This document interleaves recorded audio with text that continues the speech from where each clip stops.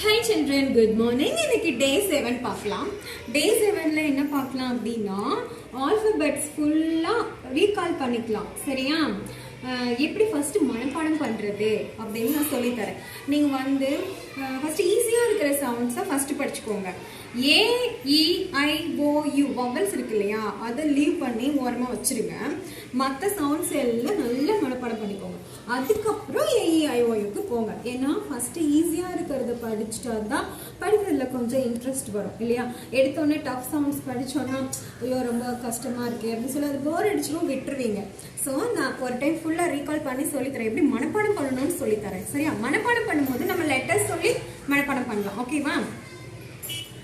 ஏ அ ஆ அ அ பி இப் சி இக் டி இட் இ இ ஏ எஃப் இஃப் ஜி இக் ஹெச் இஹ் ஐ ஐ இ ஜே இஜ் கே இக் எல் இ எம் என் இன் ஓ ஆ ஓ பி இப் கியூ இக் ஆர் எஸ் இஸ் டி இச் யூ ஆ யூ உ வி இவ் டபிள்யூ இவ் எக்ஸ் இட்ஸ் ஒய் இ ஜட் இஸ்.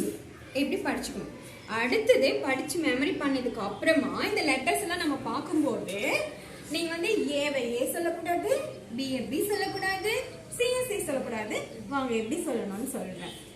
அ ஆ அ அ இப் இக் இட் இ ஏ இஃப் இக் இஹ் இ ஐ இஜ் இக் இல் இன் ஆ ஓ இப் இக் இல் இஸ் இச் ஆ யூ உ இவ் இவ் இக்ஸ் இ ஸ்.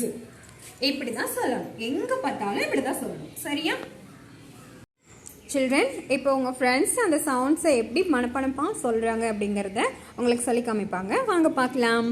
சொல்லுங்கள் சில்ட்ரன்.